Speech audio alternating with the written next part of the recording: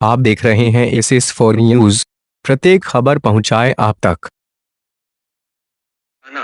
किसी के लिए भी सदमे की, हिलाकर रख देने वाली खबर होती है, लेकिन लॉकडाउन है, कोरोना का खतरा है, इसलिए योगी ने अपने पिता के अंतिम संस्कार में शामिल न होने का फैसला किया।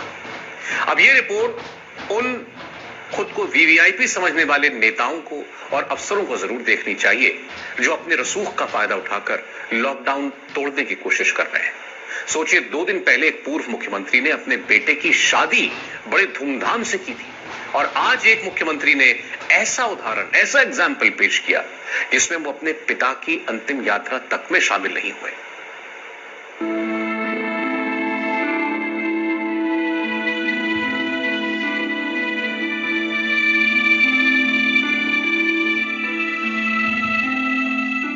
कर्मयोगी, धर्मयोगी, राजयोगी, ऐसा ही होता है सन्नद्ध और प्रतिबद्ध योगी। परिस्थितियां चाहे जैसी हों, कर्तव्य पथ पर जो डटा है उसे ही कहते हैं यदा यदा ही योगी। पिता के नश्वर संसार छोड़ने का समाचार सामान्य नहीं होता। वो पिता जिसने आपको जन्म दिया, वो पिता जिसने आपको एक आयु दी। यूं तो सन्यासियों का कोई परिवार नहीं होता, घर द्वार नहीं होता, मगर पितृमोह से मुक्ति आसान नहीं होती। मुख्यमंत्री योगी आदित्यनाथ के पिता ने आज अंतिम सांस ली। वो उत्तराखंड से इलाज के लिए दिल्ली लाए गए थे। योगी के पिता आनंद सिंह बिष्ट बीते 13 मार्च से दिल्ली के एम्स में भर्ती थे। उन्हें लीवर और किडनी में गंभीर समस्या थी। बीती रात से ही उनकी तबीयत बिगड़ने लगी थी। आज सुबह उन्होंने 10:44 पर शरीर त्याग दिया। कोरोना की महामारी में प्रदेश के हजारों वयोवृद्ध पिताओं की देखभाल करते योगी को पिता के अंतिम दर्शन का अवसर भी नहीं मिला। इसी बैठक में योगी को अपने पिता के गोलोक गमन का समाचार मिला। बैठक में कोरोना से निपटने की रणनीति बन रही थी। लॉकडाउन 2 का रण जीतने की योजना बन रही थी। तभी सीएम के सहायक ने मीटिंग में एक पर्ची भेजी। पर्ची पर दर्ज थी एक मनहूस खबर, पिताजी नहीं रहे।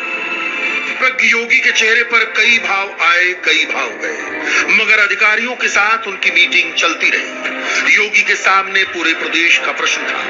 उनके अभिभावक अब दुनिया में नहीं थे, मगर योगी को एहसास था कि वो पूरे प्रदेश के अभिभावक हैं। मीटिंग चलती रही, फैसले लिए जाते रहे, निर्देश दिए जाते रहे। बैठक में ही सर को ये जानकारी हुई, लेकिन बैठक यथावत उन्होंने करके और फिर उन्होंने यह प्रेस नोट स्वयं भी जारी किया है, जिसमें उन्होंने कहा है कि उनकी हार्दिक इच्छा थी दर्शन की, लेकिन वैश्विक महामारी कोरोना के वायरस के खिलाफ देश की लड़ाई में वो अपने कर्तव्य बोध के कारण वहां नहीं जा सक रहे हैं।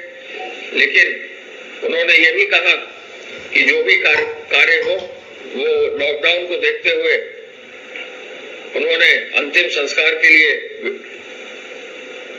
कामना की। यह भी उन्होंने कहा कि अपने पूज्य पिताजी की स्मृतियों को वो कोटि-कोटि नमन करते हैं और विनम्र श्रद्धांजलि देते हैं। और ये भी इस बात की को उन्होंने आगे रखा कि जो उन्होंने पिता से सीखा और जो उनसे आशीर्वाद लिया, उसके लिए वो सदैव आभारी हैं। सन्यासियों का अपना कोई संसार नहीं होता। योगी खुद को पूरी सृष्टि में समाहित समझते हैं। इस योगी ने तो अपने कर्म पथ पर खुद को पूरे राज्य के लिए अर्पित कर रखा है। योगी ने पिता के अंतिम दर्शन की जगह अपने कर्तव्य को प्रमुखता दी। सन्यासी को नश्वर शरीर के लिए शोक की इजाजत यूं भी नहीं, लेकिन उन्होंने एक मार्मिक पत्र लिखा जो खुद में एक नजीर है। योगी अपने पिता के दाह संस्कार में शामिल नहीं होंगे, हो भी नहीं सकते। सनातन परंपरा में सन्यास एक और जन्म होता है, 4 आश्रमों में से एक आश्रम। इसलिए भौतिक जीवन के पिता को योगी ने पूर्वाश्रम का पिता कहा। सन्यास लेने के बाद पितृमोह से मुक्ति है, लेकिन एक जिम्मेदार मुख्यमंत्री अपना कर्तव्य यहाँ भी नहीं भूला। दाह संस्कार के दौरान दूरी बनाए रखने और कम लोगों की मौजूदगी की सलाह अपने पूरे परिवार को भी दी। क्योंकि इस समय उत्तर प्रदेश की 23 करोड़ जनता को उनकी बेहद ज्यादा जरूरत है। प्रधानमंत्री नरेंद्र मोदी ने शोक जताया है। पीएम मोदी ने सीएम योगी आदित्यनाथ को शोक पत्र भेजा है। पत्र में पीएम मोदी ने लिखा, आपके आनंद सिंह बिष्ट के देवलोक गमन का दुखद समाचार मिला। उनके जीवन की सार्थकता का अनुभव हमें सार्वजनिक जीवन में आप जैसे विलक्षण तत्वज्ञानी के सानिध्य से होता है। आप जैसे यशस्वी और कर्मठ पुत्र के पिता के रूप में वे एक गौरव पुरुष थे। पीएम मोदी ने आगे लिखा, मैं ईश्वर से प्रार्थना करता हूं कि वे दिवंगत आत्मा को अपने सानिध्य में चिर शांति प्रदान करें। दुख की इस घड़ी में मेरी संवेदनाएं आपके लौकिक और बृहद धर्म परिवार के साथ हैं। मैं उनके चरणों में अपनी भावभीनी श्रद्धांजलि अर्पित करता हूं। एस4 न्यूज़ चैनल को लाइक, शेयर और सब्सक्राइब करना ना भूलें।